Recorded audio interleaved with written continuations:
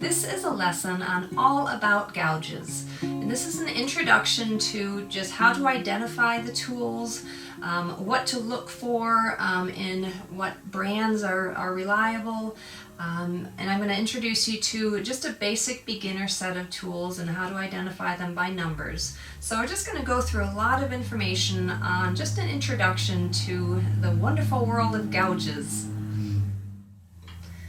Now, first of all, I wanted to introduce you to the difference between a straight gouge, which is this one, and a fishtail. As you can see, they come out, these pretty much straight all the way up the full metal, and this is thin here, and then right at the very end it splays out. And I've got a few different ones, and this splays out there. So sometimes it's called a fantail, spade. I call it a fishtail. And I started out with these straight ones. That was the set that I had. I pretty much had 5 or 6 straight gouges like this. And they work fine. But once I started sort of expanding and getting a few more gouges, I started getting the fishtail ones. And once I started getting those and purchasing those, it ended up being my favorite set. Now when I go travel, it's interesting because I pack up my favorite tools, and I realize that every single one of them, if I have that in the size, every single one of my favorite tools are fishtails. So it's been this interesting evolution. Those are just the ones I grab immediately. So as you can see, they come out to a nice sharp point, and very, very handy to get into little corners. There's not a lot of bulkiness around the metal here, so if I'm doing some cuts like this, it doesn't end up sort of getting in the way. For instance, there's a large one here. This is quite a large one, and then it's very bulky if I try to do any sort of twisting cuts like that. So sometimes it's just the ease of handling them. They're a little bit more delicate, although they are pretty substantial too, so it's not like they're any weaker.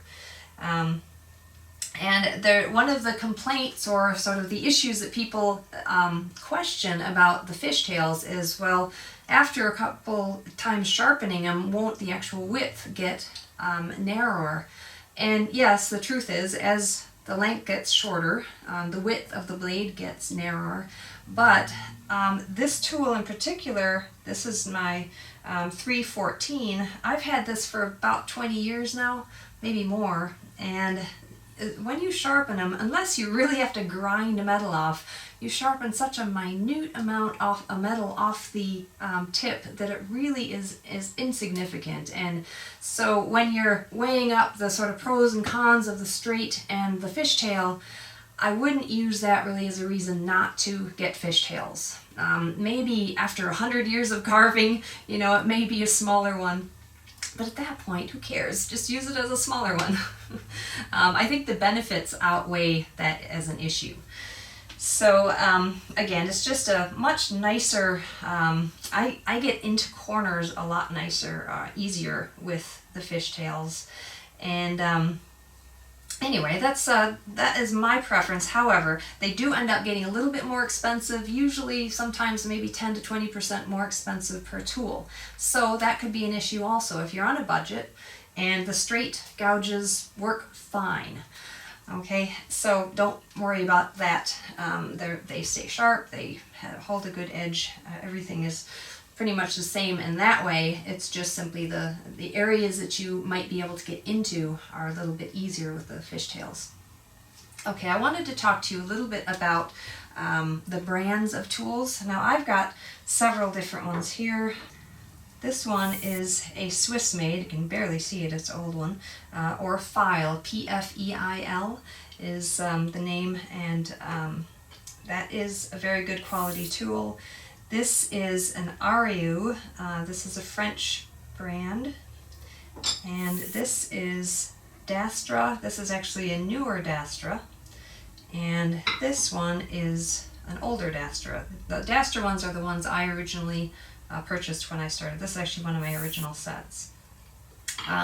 But as you can see, I've got a variety. I've got a lot of antique ones. The V chisel I have is Austrian, or Stubai. You can see that's also a good quality brand. So basically, I'm just going to list through pretty much in alphabetical order, not in preference necessarily, but alphabetical order about some of the tools, brands that are out there, and they're all European, English, German, Swiss, Austrian, or French.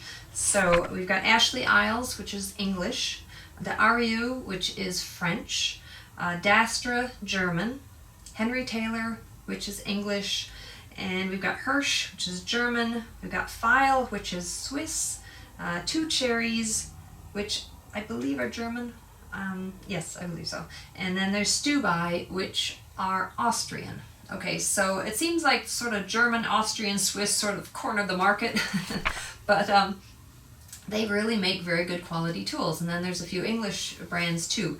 Now I have pretty much stuck with the Dastra, the Swiss made, or the File, same thing, Swiss made, File are the same, and the Austrian Stubai and the Ariu. And so I've sort of stuck with those, get a few little interspersed of the other brands, but and sometimes you just get stuck with what you prefer, and hard to break out of it.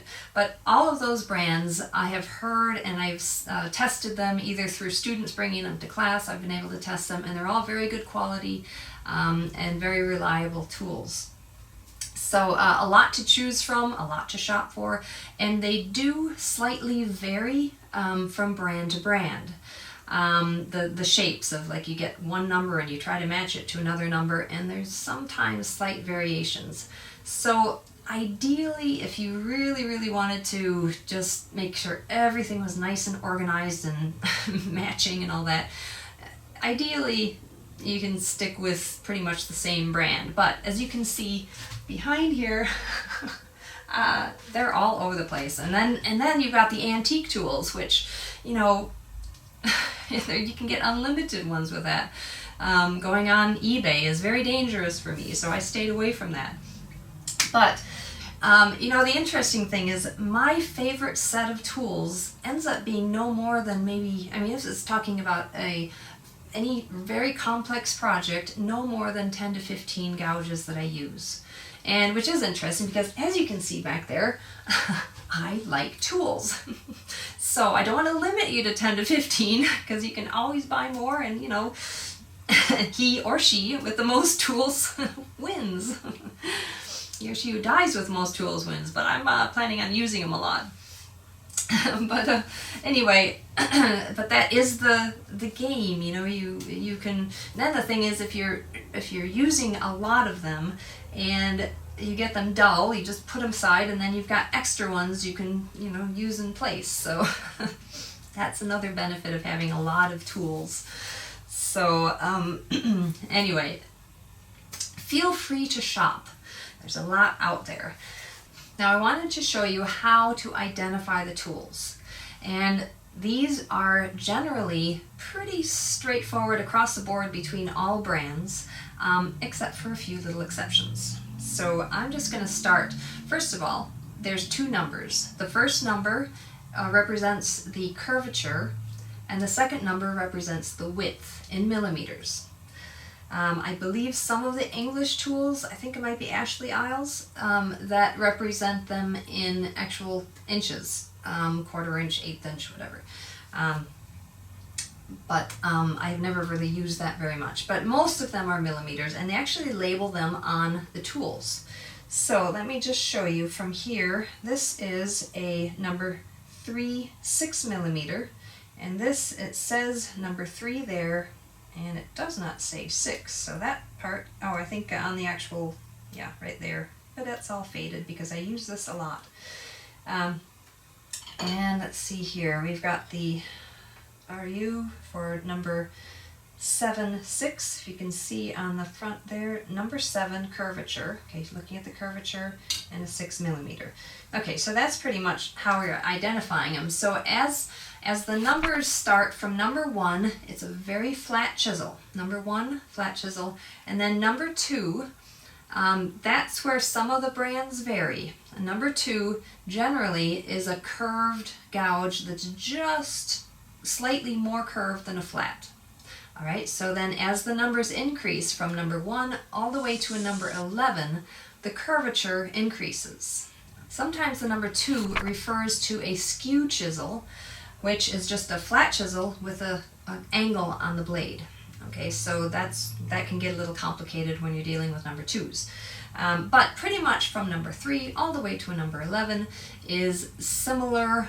They refer to number 3, 4, 5, 6, 7, and as the numbers increase, the curvature increases up to a number 11, which is actually shaped like a U. Okay, and they range anywhere from 1mm thin all the way up to, I've seen them, oh goodness, I don't even know what the maximum, 50mm, but they're big shovels. In fact, this is one. This is a number 7, 50mm, and I have a feeling it probably gets even larger than that, but you can tell I use this one a lot. A lot with a mallet. Now I wanted to show you my ideal set of starting gouges, and this is a small set, and this is really based more on budget. If you just wanting to get a taste of starting to wood carve, and you don't necessarily want to buy 10, 15, 20, 30 or more gouges right off the bat, just and to see if this is something you're interested in doing. So I've limited the starter set to 6 tools. And this is, I've got some numbers that I've chosen that are sort of my ideal numbers. But if you happen to have something, or you see something, or maybe whatever brand that you're purchasing doesn't have that exact one, if you move maybe up from basically a width, ideally, well, for instance, this is number 3, 6mm. If you go up from a number 3 to a number 3/7, or possibly even a number 3/8, it's still possible that you can use that in replacement of this. So it's not just locked in as these are the only tools you could possibly ever use for this set. So it is flexible, and as you see in some of my videos, I show how to use a lot of these tools in many, many different ways. And as I mentioned before, I started out with a very small amount of tools, probably about this many, for about the first couple years, and I learned how to do what I needed to carve with this limited number of tools. So, and there are a lot of different shapes to create with these, so there are different techniques of making them do a little bit more different work. So, as I said, there is flexibility here. Don't get locked in if this is the only tool that is for this exact cut. Okay, you can also, if maybe you don't have a number 3, maybe move up to a number 4 of that same width. So anyway, a lot of it is very flexible with that. Now the first tool I have here for my set is a 6mm V-chisel. Now this V-chisel has a 60-degree angle, and that is really ideal for doing the kind of work that I do. If it gets any larger than that, it gets a little awkward and removes too much wood. And that's really just the one that I started out with and I became comfortable with. And 6mm is just a good size to get the depth that I like to go. And anything really large, you get these really large V-chisels, you try to push them through the wood, and it has to remove so much wood that it actually gets awkward. Now if you're going to be doing some really big sculpture work, then wail away at it with a larger V-chisel. But for what I do and sort of the little bit more delicate relief carving, a 6mm is ideal. Again, if you need to move down to a 5mm, because I believe the File brand does not offer a 6mm. So that happens quite often where the brands themselves don't just offer, they skip over some sizes or curvatures. So move up or down either a 5mm or a 7mm, and that should work fine too. This next one, this is a number 3 6mm, and this is my favorite gouge. I use this pretty much when I have any part where no other tool works. This will always work. I will make it work. And it really is just a wonderful size and wonderful curvature. But again, if you can't find this, and I do know that the File brand only offers it in fishtail, so if you're looking for a number 3/6 in a straight, you won't find it there. Some of the other brands offer it in straight, but again, the fishtail, it just gets in those nice little corners. The next one here is a number 3/14, and so this is a number 3 curvature, 14mm wide. And the number 3s, these two number 3s, quite often I use that for backgrounding, for lowering down the background. If I try to use like a flat chisel or something like that, lowering down the background, it would sort of tend to dig in on the flat corners. So that's why I take something that's slightly curved and to do that. Now this is used for a lot of shaping also, but it's used for a lot of backgrounding. Now one thing to consider, you may also want to, instead of using the 3s, they have the number 2s, which are a little flatter but still have a slight curve to it. I have never actually gotten into purchasing number 2s because when I started they weren't really available. So again, you get used to using what you start with. But those can be replaced, especially for doing that backgrounding. Number 2s are perfect for that. Slightly curved and not so curved that they'll actually create gouge marks in the background. So consider that also. You may want to, if you're doing a lot of backgrounding and that type of thing, a lot of lowering down the backgrounding and flattening the background. Okay, the next one is a number 7/6, and again this is number 7 curvature and 6mm wide. And this next one is a number 5/14, number 5 curvature, 14mm wide. And this is number 7 curvature, 14mm wide. So this is just a good overall set. Now it's interesting that I sort of picked the 6mm and the 14mm. Again, this is just what you start out with and you get comfortable with using particular tools. And so as I fill in, then I just go in between those numbers. So I take odd numbers and so number 3s, 5s, 7s, and then the 6mm and 14mm. That kind of covers a lot of the basics, and then just fill in with 10mm or 12mm of that same curvature, and that sort of fills in the gaps once you start getting into more detailed carvings. Now I'm going to show you a set of tools that would be sort of the next step if you're going to be purchasing or increasing your sets. So let me just start. This is a number 1 flat chisel, and it's a 14mm wide flat chisel. And this is a Henry Taylor. Now what I like about this one is that it has a single bevel. It's flat on the one side, but it has a bevel on the other. Quite often you see carving flat chisels that have a double bevel on it, and it gets a little awkward sometimes. I like to use it as if it were 2 different gouges. I can turn it over and use it completely differently, whether it's upside down or right side up. So I like the variety of that.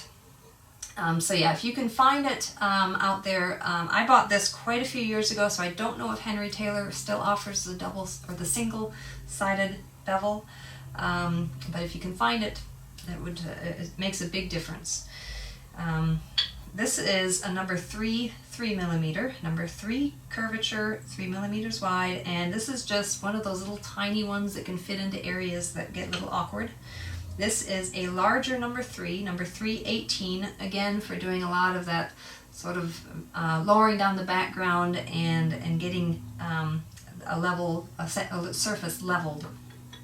And then if you get a larger gouge, the number 3, you can just level the larger surface. Okay, and this is a number 5 6mm.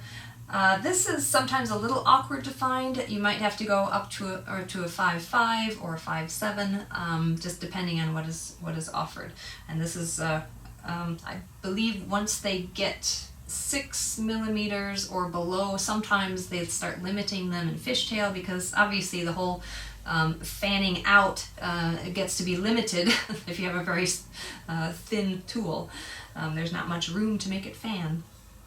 Okay, and also one thing about that the fishtail is the larger the curve, you need to consider the larger the curve, the less really important the fishtail is. Because if you imagine a big curve, like maybe a number 10 or a number 9 or number 8, the larger the curve, those corners that are so important aren't really going to make that much difference. So that's something to consider also. And actually a lot of them don't offer them as fishtail up above a certain number for that same reason. So again, keep that in mind. Alright, so let's go on to the next one. This is a number 7 10 millimeter. Number 7 curvature 10 millimeters wide. And this is number 8 10 millimeter. Number 8 curvature 10 millimeters wide. And this is something that's a little bit different. This is a number 11 3 millimeter. This is a veiner, and it's got flat walls on the side, but a tight corner on the outside here. And this is actually what I use. They call it a veiner, or number 11, and it's actually used for making veins. And I use this quite a lot if I was going to be doing a lot of acanthus leaves or something like that. This ends up making a lot of those detail lines that are required for that particular design. Okay, so and beyond that, I have a list of sort of the third step if you want to just keep going and adding to it. I have a lot of those listed on my website. And just so you can go further than that. But I think this is going to really help you get started in understanding how to identify the tools and what the differences are, and just don't get too locked into this has to be the exact size. As you'll see in the videos, I use the tools in many different ways, and what's interesting is if I do a project one day and I use a particular amount of tools or number of tools and specific tools, and I do the same thing like a week later and just grab the tools off the shelf, they'll probably all be slightly different, but the results will be similar. So it really ends up being really understanding how to use the tools. But this is really just to help you get started, because sometimes it can be so frustrating trying to find those perfect tools and find that perfect set of tools. So again, refer to the website. There's a list of suppliers, and the list of tools that I have shown here are there, and just some other questions and answers that people have had along the way of particular questions about tools. So please feel free to read that if you want to get some more information. But again, this is just to get you started, so happy carving!